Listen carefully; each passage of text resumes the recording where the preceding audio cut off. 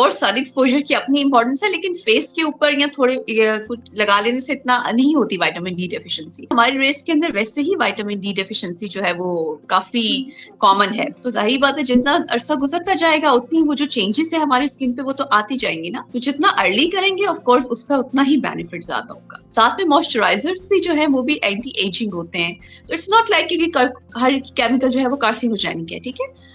वो तो very few चीजें हैं कि जिनके क्रॉनिक यूज और एक लिमिट से ज्यादा क्वांटिटी कार्सिनोजेनिक हो सकती है, लेकिन नॉर्मल ये chemicals they are safe for the skin. और दूसरी ये कि जब भी आपने अपनी फेस के लिए कोई क्रीम कुछ चीज अपने इस्तेमाल करनी है, कभी भी पार्लर वाली के मशवरे से नहीं करनी। ड्राई, स्केली, इची स्किन, ठीक है, डिफरेंट पैचेस बन जाते हैं जगह के ऊपर, कभी जनरलाइज्ड भी हो जाता है।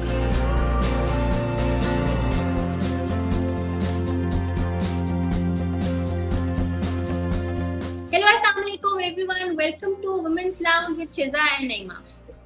अस्सलामुअलैकुम जी। आज हमारे पास एक डॉक्टर अगेन हमने बुलाया है आप लोगों के लिए। डॉक्टर राबिया हमारे साथ मौजूद है। She is a consultant dermatologist and she has a good experience of 7 years और मेट्रोपॉलिटन एरिया में काम करती है।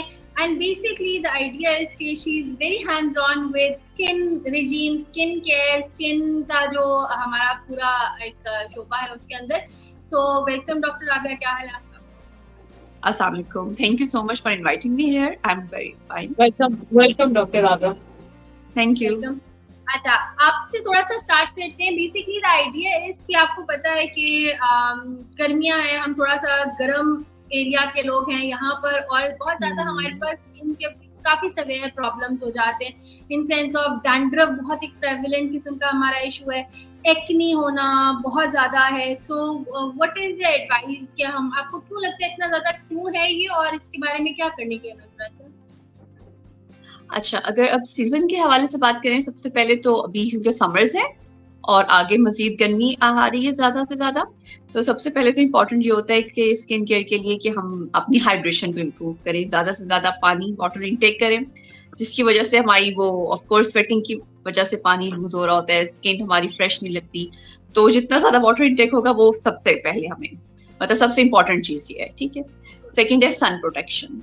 सन प्रोटेक्शन के लिए एक तो हम ये कर सकते हैं कि फिजिकल प्रोटेक्शन पहले कि हम अपने अम्ब्रेलाज यूज कर लें, अवॉइड कर लें सन को इस सीजन के अंदर स्पेशली ना। और उसके बाद थर्ड ये कि हम सनस्क्रीन का रेगुलर यूज करें, और सनस्क्रीन यूज करने के लिए सबसे इम्पोर्टेंट ये है कि हम धूप में जाने से उसको 20 to 30 मिनट्स पहले अप्लाई करेंगे, ठीक है। और फिर एवरी 2 to 3 आवर्स हम उसको री अप्लाई करेंगे, तो उसका इफेक्ट कंटिन्यू रहेगा, क्योंकि उसका ये नहीं होता कि हम सुबह लगाएं तो दोपहर तक वो इफेक्टिव रहेगा, ठीक है। तो आपने अपने पास रखते हैं, हाँ, तो एवरी 2 to 3 आवर आप उसको री अप्लाई करेंगे अपनी उसी स्किन के ऊपर। बेशक मेकअप किया हुआ है कोई बात नहीं, आप दोबारा अप्लाई करेंगे to be it more effective, ठीक है। और उसके बाद बाकी ये है कि चूंकि पसीना ज्यादा आता है, ऑयली स्किन होती है, तो अक्सर मॉइस्चराइजर की इतनी जरूरत नहीं पड़ती है। बाकी आपने अपनी जो भी रूटीन में स्किन केयर है वो आप रात के वक्त या किसी भी टाइम यूज कर सकते हैं। ये दो चीजें जो है वो ज्यादा इम्पोर्टेंट है इन समर्स। बाकी डैंड्रफ का आपने पूछा, डैंड्रफ का ज्यादा इशू विंटर्स के अंदर होता है, ठीक है, क्योंकि उसके अंदर ज्यादा स्किन हमारी ड्राई हो जाती है, और जब हम वार्म वाटर से बैथ लेते हैं तो उसके साथ मजीद डैंड्रफ हो जाती है। तो डैंड्रफ के लिए इम्पोर्टेंट यही है कि हम ना अपने रूटीन के अंदर वीकली एंटी डैंड्रफ शैम्पू जो कि डिफरेंट होते हैं, एंटी फंगल होते हैं उसके अंदर, और डिफरेंट इंग्रेडिएंट्स होते हैं, तो वो अपने डॉक्टर से रिकमेंड करवा के तो हम ट्वाइस वीकली जो है वो अपनी वो उसके रूटीन के अंदर शामिल करेंगे। These are the medicated shampoos you're talking about, right? जी जी बिल्कुल। एंटी डैंड्रफ के लिए मेडिकेटेड, हाँ बिल्कुल मेडिकेटेड शैम्पूज है एंटी डैंड्रफ के लिए ट्वाइस वीकली जिनको डैंड्रफ का इशू है। इन विंटर्स कुछ को ज्यादा सवेयर होता है तो समर्स में भी रहता है। और दूसरा एक डैंड्रफ के बारे में, जी जी अच्छा, मैं पूछना चाह रही थी कि जो सन ब्लॉक है, आई मीन दे से ऑलवेज के 50+, आई थिंक 60 होना चाहिए एसपीएफ, अदरवाइज आपका वो इफेक्टिव नहीं होता। बिल्कुल। हमारी पॉपुलेशन में हम लोग SPF 60 जो है वो ज्यादा सूटेबल है, तो SPF 60 हो आपका तो इट्स ऑल राइट, तो वो आप यूज करें। वो ब्रांडेड है और they are very expensive actually, और मुझे तो ये भी लगता है कि जो बहुत बड़ी कंपनीज भी हैं उनकी पता नहीं हमारे वेदर के साथ, I mean once you put them on your skin you feel like कि यू नो क्लॉजिंग होगी and then you start sweating. मुझे लगता है it's not suitable for our skin, I mean हमारे एनवायरनमेंट के लिए नहीं, जहाँ पे बहुत स्वेटिंग है हमारे यहाँ पाकिस्तान में जैसे स्वेटिंग के अंदर तो यही, के अंदर। हाँ बिल्कुल वो तो होगा हमारा, क्योंकि सनब्लॉक जो है वो उससे आपको एक लेयर बना देनी है ना, उससे एक उसके ऊपर हमारे स्किन के ऊपर, ठीक है। तो वो आपको स्वेटिंग जो होगी ऑब्वियसली वो स्वेटिंग तो ज्यादा होती है नो डाउट, लेकिन कुछ लोगों की ऑयली स्किन होती है तो फिर हम उनको जेल फॉर्म वाले सनस्क्रीन रिकमेंड करते हैं। और दूसरा पे ये होता है इसीलिए उसको रीअप्लाई करना पड़ता है कि स्वेटिंग के साथ भी वो उतर जाता है, तो इस वजह से रीअप्लाई करना पड़ता है। और ये इशू तो होता है। क्वेश्चन कि कहते हैं कि जो सन है that's a very good source of vitamin E and all of this, so can you debunk this myth as well, and also मतलब कि what should be done with, because हमारा तो सन से एक्सपोजर है ही इतना ज्यादा, तो what is the harmful effects of prolonged exposure to sun. और जैसा सर्दियों में तो लोग धूप में बैठ जाते हैं, बस पे बैठे रहते हैं और उठते ही नहीं है जब तक सूरज नहीं जाता। हाँ बिल्कुल बिल्कुल, ऑफ कोर्स सन एक्सपोजर की अपनी इंपॉर्टेंस है, लेकिन फेस के ऊपर या थोड़े कुछ लगा लेने से इतना नहीं होती विटामिन डी डेफिशिएंसी। लेकिन हमारी रेस के अंदर वैसे ही विटामिन डी डेफिशिएंसी जो है वो काफी कॉमन है, ठीक है। लेकिन सनस्क्रीन अगर हम सिर्फ फेस के ऊपर या नेक के ऊपर लगाएंगे तो वो इतना हमारा सरफेस एरिया कवर नहीं करता कि उसके साथ कहेंगे डेफिशिएंसी हो जाए। और दूसरा ये कि विटामिन डी सप्लीमेंट्स और वो चीजें हमें जरूर साथ में लेनी चाहिए। अच्छा, अभी प्रोग्राम शुरू होने से पहले मुझे sunlight is natural, sunlight is natural right, so एक नेचुरल सोर्स का, and then you are saying कि हम एडिट करके सप्लीमेंट्स लें, सो डोंट यू थिंक मतलब कि सनलाइट किस टाइम की लेनी चाहिए so that will fulfil our? बिल्कुल बिल्कुल, सनलाइट जो है ना वो सुबह मॉर्निंग, अर्ली मॉर्निंग की जो सनलाइट होती है ना उसके अंदर यूवी रेस कम होती है before 10 AM in the morning, तो that sunlight is better for us कि अगर हमने वो लेनी भी है तो हम अर्ली मॉर्निंग वाली को यूटिलाइज करेंगे, उसके अंदर यूवी रेस कम होती है। लेकिन मिड डे की और इवनिंग की स्पेशली असर के टाइम तक तो बहुत ज्यादा यूवी रेस हो जाती हैं, तो उसको स्पेशली हमें अवॉइड करना चाहिए। अच्छा, अभी मैं यही बात कर रही थी कि लोग पता है क्या वो मतलब what you think what is the you know the age specially for the female to start. अब मुझे जैसे शिजा ये कह रही थी कि लोग 40s के बाद यू नो दे थिंक कि अच्छा अब चलो हम अपनी स्किन की केयर करना शुरू करते हैं, so what you think, I mean what is the age which you know start applying your night cream and you know your day cream, और ये मतलब स्किन एक प्रॉपर रिजीम कब होना चाहिए? जितनी जल्दी होनी चाहिए उतनी ही बेहतर है, ठीक है। क्योंकि सनस्क्रीन जो है वो आप कॉलेज गोइंग है, यूनिवर्सिटी गोइंग है, तो ऑफ कोर्स आपका एक्सपोजर हो रहा है तो आप लगा लें, तब से ही शुरू, जितना जल्दी शुरू करेंगे उतना बेहतर है। क्योंकि बेसिकली सनस्क्रीन का जो फायदा होता है कि वो फोटो एजिंग को प्रोटेक्ट, हमें फोटो एजिंग से प्रोटेक्ट करता है, वो स्लो डाउन करता है, ठीक है। तो जाहिर बात है जितना अरसा गुजरता जाएगा उतनी वो जो चेंजेस है हमारी स्किन पे वो तो आती जाएंगी ना, तो जितना अर्ली करेंगे ऑफ कोर्स उसका उतना ही बेनिफिट ज्यादा होगा। साथ में मॉइस्चराइजर्स भी जो है वो भी एंटी एजिंग होते हैं, तो हमें अपना मॉइस्चराइजर जो है वो भी हमें जितना जल्दी शुरू करेंगे उनके बेनिफिट्स हैं, साइड इफेक्ट्स लेस लाइकली हैं। साइड इफेक्ट्स तो नहीं है इन केस अगर आपको कुछ सूट ना करे तो। बाकी अगर आप कोई भी सीरम्स भी हैं अगर दे आर suitable for your skin, like vitamin C है, रेटिनॉइड्स हैं, वो सारे एंटी एजिंग है, तो अगर आप उनको जल्दी शुरू करेंगे तो उसका बेनिफिट ही है हमारी स्किन के लिए, उसका कोई साइड इफेक्ट नहीं है। बेनिफिट इसीलिए कि वो हमें जल्द उस प्रोसेस को शुरू होने में डिले कर देंगे, और जब एक दफा आपकी एजिंग स्टार्ट हो चुकी हुई है तो वो जो चीजें हैं वो उस तरह से रिवर्सिबल, कंप्लीटली रिवर्सिबल तो नहीं होती ना, और फिर हमें डिफरेंट प्रोसीजर्स और डिफरेंट तरीके का यूज करने पड़ते हैं उनको हमें मतलब बेहतर करने के लिए। तो जितना जल्दी होना स्टार्ट हो जाए तो उतना ज्यादा। यू अंडरस्टैंड कि the society that we live in, यहाँ पे जो हमारे मेन हैं उनका बहुत ज्यादा एक्सपोजर होता है towards sun, and they do not, मतलब सन ब्लॉक जो है खवातीन तो चलो फिर लगा लेंगी, but men do not apply these kinds of things, and probably I don't even know अगर over the counter मर्दों के लिए भी सनब्लॉक मिलती है नहीं मिलती, because it's as harmful for them as हाँ, कोई मेन विमेन की अलग से नहीं है, इट्स सेम। और ऑफ कोर्स उनका भी जिनका एक्सपोजर ज्यादा है उनको भी, मेल्स को भी हम उसी तरह से एडवाइस करते हैं, और ऑफ कोर्स उनको भी फोटो एजिंग जो है अफेक्ट करती है, और स्पेशली जो वर्कर्स होते हैं हमारे जो धूप में ज्यादा काम करते हैं तो उनके अंदर बिल्कुल फोटो जो है एजिंग के और बाकी भी फोटो के जो हमारी स्किन पे अफेक्ट होते हैं लाइट क्रॉनिक लाइट एक्सपोजर के, तो उनके ऊपर ज्यादा होते हैं, डिफरेंट निशान बन जाते हैं, पिगमेंटेशन की डिफरेंट होती हैं जो प्रॉब्लम्स है, वो भी सनलाइट के एक्सपोजर से ज्यादा हो जाती हैं।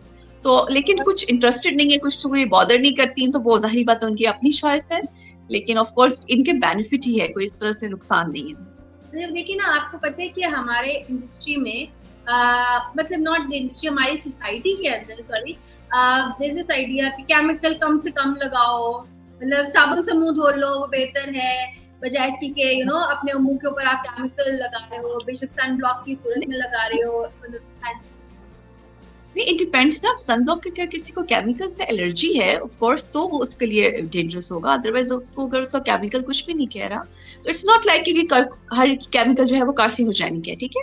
इफ वो तो वेरी फ्यू चीजें हैं कि जिनके क्रॉनिक यूज और एक लिमिट से ज्यादा क्वांटिटी कार्सिनोजेनिक हो सकती है, लेकिन नॉर्मल ये chemicals they are safe for the skin, ठीक है।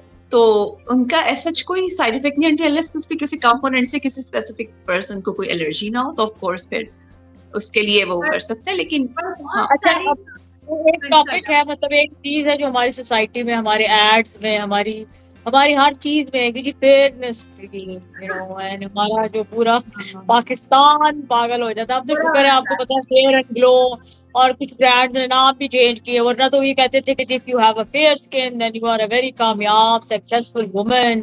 शुक्र है वो अब थोड़ा कॉन्सेप्ट भी चेंज हुआ है, but what's your advice? Again मुझे नहीं लगता कभी क्योंकि फर्क आया है, अभी भी लोग उसी तरह, अगर आप पार्लर वगैरह है उसमें जाए तो you listen to them, I mean हर चीज में उन्होंने लिखा होता है whitening facial, whitening cleansing, whitening मतलब अभी तक भी वो है, you know, even you belong to any class, आप पढ़ी लिखे नहीं है, लेकिन लोगों के अंदर अभी भी वो ये वाइटनिंग वाला क्रेज क्यों है? मतलब why we can not accept या नॉर्मलाइज के हम लोग एशियन है और हमारी स्किन ऐसे ही रहेगी। बिल्कुल, ये एक्सेप्ट करने की बात है ना, लेकिन हमारी पॉपुलेशन में वो एक्सेप्ट नहीं करते हैं, और वो जिस चीज का वाइटनिंग डाल देंगे तो जाहिर बात है उसकी सेल ज्यादा होगी, क्योंकि everyone has craze for whitening ना।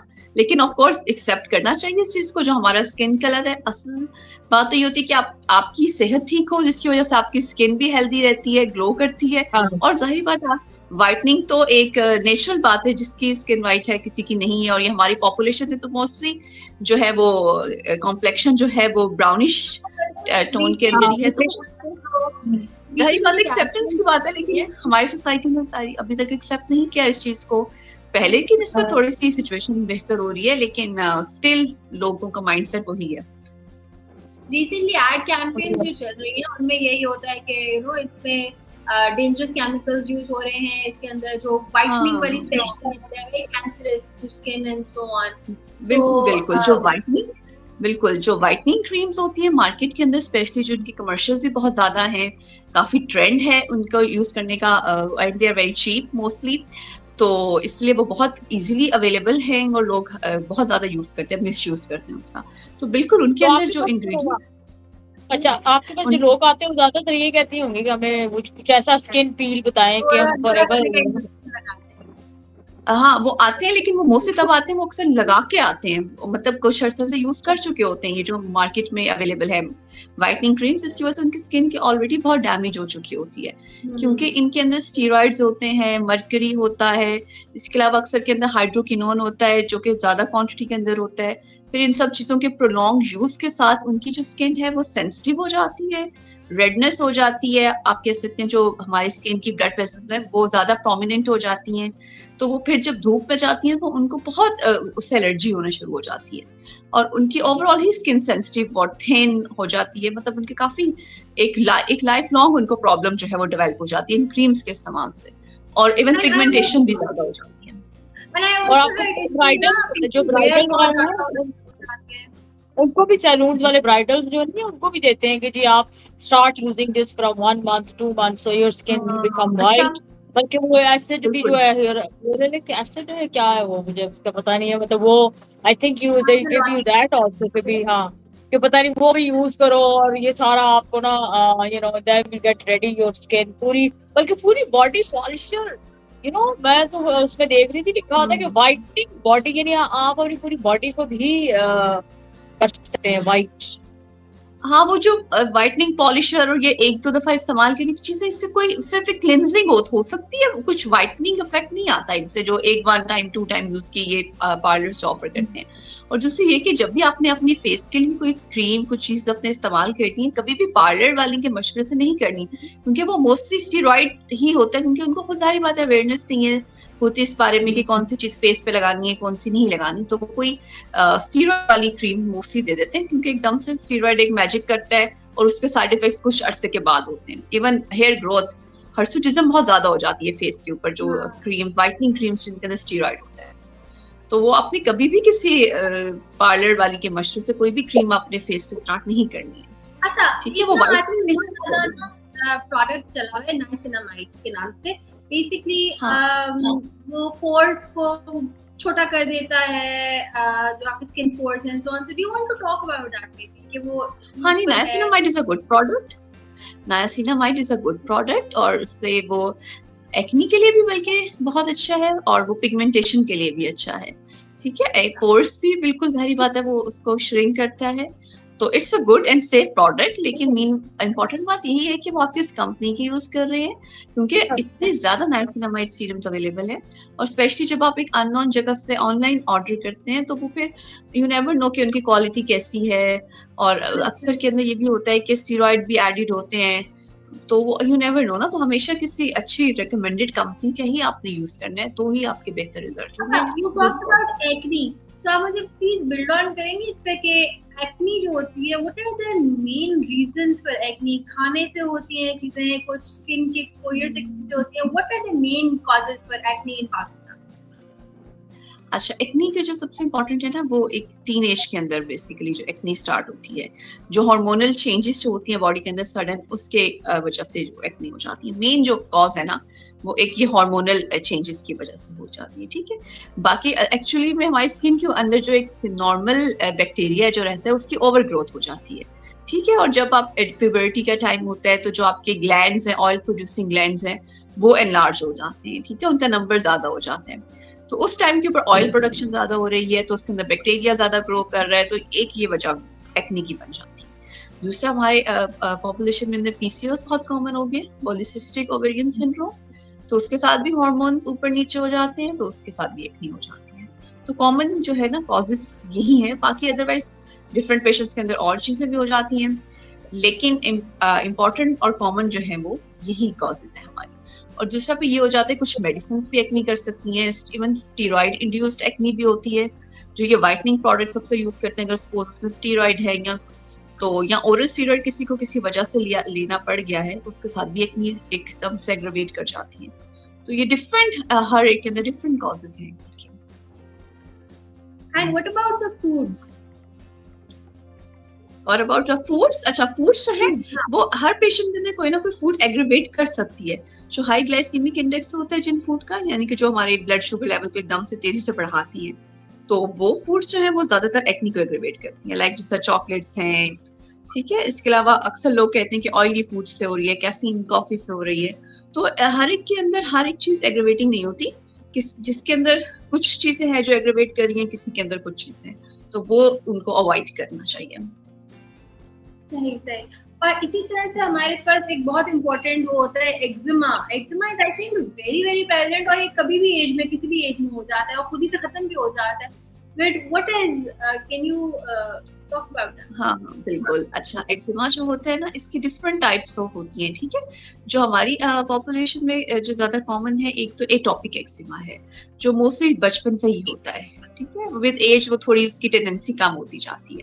एटॉपिक एक्जिमा की भी डिफरेंट, मोस्टली उनके अंदर होता है जिनकी फैमिली हिस्ट्री ऑफ एस्थमा है, या एलर्जीज की हिस्ट्री है, एलर्जिक राइनाइटिस है, उनकी स्किन ड्राई होती है और उनकी डिफरेंट बॉडी पार्ट्स के ऊपर एक एक्जिमा की टेंडेंसी होती है उनके अंदर शुरू से। ठीक, इसके अलावा एक हमारे पास एलर्जिक कॉन्टैक्ट एक्जिमा डर्मेटाइटिस हो जाता है, मतलब डिफरेंट जो हम प्रोडक्ट्स यूज करते हैं, स्पेशली कोई भी एलर्जेंस हमें जो हमारे प्रोडक्ट्स में है, उसके साथ हैंड एक्जिमा, फुट एक्जिमा, वो कॉमन एक चीज हो जाती है। Hand eczema specially ladies women के अंदर जो कि घर के काम करती हैं, जिस तरह बर्तन धोने के लिए जो साबुन होता है, या इवन डेटॉल है, सैनिटाइजर्स हैं, एंटीबैक्टीरियल हैंड वॉशेस हैं, सर्फ है, ये सारी जो प्रोडक्ट्स हैं, इवन गार्लिक, अनियन, ये सारी चीजें जो हैंड एक्जिमा जो है ना, ये लेडीज जो हमारी हाउस वाइफ्स हैं या जो भी घर में काम करती हैं, उनके अंदर हैंड एक्जिमा की बहुत कॉमन कॉजेज है। इसके अलावा एक्जिमा एलर्जी किसी भी, हर एक बंदे को किसी भी एलर्जी से हो सकती है। तो इम्पोर्टेंट ये होता है कि आपने वो आइडेंटिफाई करना है उसके अंदर, उसको फिर अवॉइड करना है और उसको फिर ट्रीट करना है। जैसे आर्टिफिशियल ज्वेलरी से भी किसी को एलर्जी हो सकती है, तो डिफरेंट एलर्जेंस हैं जो कि कभी भी आपको एलर्जी कर सकते हैं। सही सही। सो जो एक्जिमा होता है, does it translate into dandruff as well? मतलब जिसको डैंड्रफ है उसको एक्जिमा भी हो सकता है? जो डैंड्रफ है वो उसको बोलते हैं सेबरिक डर्मेटाइटिस, ठीक है, वो एक डिफरेंट कंडीशन है, ठीक हो गया। और एक्जिमा जो है, एक्जिमा की अपनी डिफरेंट वैरायटीज हैं, डिफरेंट टाइप्स हैं, और हर एक को डिफरेंट टाइप ऑफ एक्जिमा हो सकते हैं, और उसकी कुछ कॉजेज यही जो एलर्जेंस हमारे इन्वायरमेंटल हैं, और कुछ हमारी ये एलर्जेंस के साथ रीजन नहीं होती है, जो हमारी बॉडी के अंदर खुद ब खुद टेंडेंसी होती है एक्जिमा की, ड्राई, स्केली, इची स्किन, ठीक है, डिफरेंट पैचेस बन जाते हैं जगह के ऊपर, कभी जनरलाइज भी हो जाता है। तो लेकिन उसका प्रॉपर इम्पोर्टेंट यही है कि यहाँ पे पाकिस्तान का जो वेदर है ना वो बड़ा हार्श है। I mean in winters it's very dry, और अभी जैसे समर्स में it will be very hot, and you no वो उसका भी मेरे ख्याल हमारे स्किन के ऊपर बहुत ज्यादा असर करता है। विंटर्स के अंदर एक्जिमा जो है वो एग्रीवेट हो जाता है, क्योंकि वही बात है कि ड्राइनेस ज्यादा हो जाती है, और जब आप हॉट वाटर बाथ लेते हैं तो उससे स्किन मजीद ड्राई होती है, ठीक है। तो इसके लिए बड़ा इंपॉर्टेंट एक ये होता है कि जब भी नहाएं, एक तो पानी बहुत गर्म नहीं होना चाहिए, और दूसरा ये कि बॉडी पे फौरन से मॉइस्चराइजर लगा लें, ठीक है, ताकि वो फिर एक ड्राई स्किन जो है वो आपकी कम से कम हो। और बाकी ज्यादातर विंटर्स में हमारी पॉपुलेशन के अंदर जो है एक्जिमा ज्यादा होता है, और दूसरी हीटिंग अगर आपकी है तो वो भी ह्यूमिडिटी को भी कम कर देती है एनवायरनमेंट में। अच्छा, सो रैप अप की तरफ बढ़ते हैं। Basically doctor Rabia, if you can just tell us के बेसिकली हमारी क्या एक स्किन केयर रिजीम होनी चाहिए, एक यू नो जो हर कोई अफोर्ड भी कर सके, और हमारे जो हार्श वेदर कंडीशंस हैं उनको हमारी स्किन जो है हाउ शुड इट बी? अच्छा, उसके अंदर इम्पोर्टेंट ये होता है सबसे पहले मॉइस्चराइजर जरूर होना चाहिए हमारी स्किन केयर रिजीम के अंदर। उसके अलावा सनस्क्रीन होना चाहिए मॉर्निंग के अंदर, ठीक है। और रात के टाइम के आप कोई भी एक सीरम जो है वो आप कर सकते हैं, जिसमें नायासिनामाइड है, रेटिनॉइड मोस्टली हम कहते हैं कि 30s के बाद ज्यादा फेवरेबल है, ठीक है। रेटिनॉइड सीरम ऐड हो सकता है, और जिनको कोई पिगमेंटेशन का थोड़ा इशू है तो विटामिन सी, इवन सीरम भी या क्रीम फॉर्म में भी वो ऐड हो सकता है, ठीक है। तो वो अकॉर्डिंग टू द स्किन आप और एज हम उसके कोई ना कोई एक कोई सीरम या cream vitamin C, retinoid, niacinamide, इनमें से कोई ऐड कर देते हैं, और बाकी सनस्क्रीन, मॉइस्चराइज करना स्किन को, यही चीजें ज्यादा इंपॉर्टेंट है डेली रूटीन में। Thank you, And I Dr. think Rabiya. that also you should have a healthy diet habits also.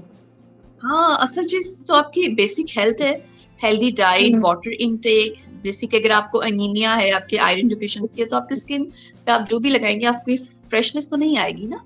तो वो इम्पोर्टेंट है कि आपकी अपनी हेल्थ जो है वो अच्छी हो। Diet is very important. Are you eating healthy vegetables and you are eating greens, dry fruits are हमारे बहुत अच्छे हैं. You know, I think that also depend a lot on your skin, you know, health overall. Of course, बिल्कुल आपकी basic health अच्छी है तो skin health भी अच्छी है। Thank you, Dr. Rabiya, for joining. This was excellent, very helpful. I think इससे लोगों के लिए काफी अच्छा टेक अवे है कि हमारी स्किन जो है उसके लिए हम क्या कर सकते हैं, और स्किन के लिए सोचना हमारे ख्याल से बड़ी लास्ट किस्म की प्रायोरिटी होती है। But I think this is high time के जितने हमारा वेदर हार्श होता जा रहा है, हीट वेव्स आ रही हैं, उसके अंदर सोचने की जरूरत है कि हमारी स्किन कैसी है और हम अपने लिए क्या कर सकते हैं। Thank you doctor Rabia again for joining, और इसी के साथ हमें थैंक यू वेरी मच।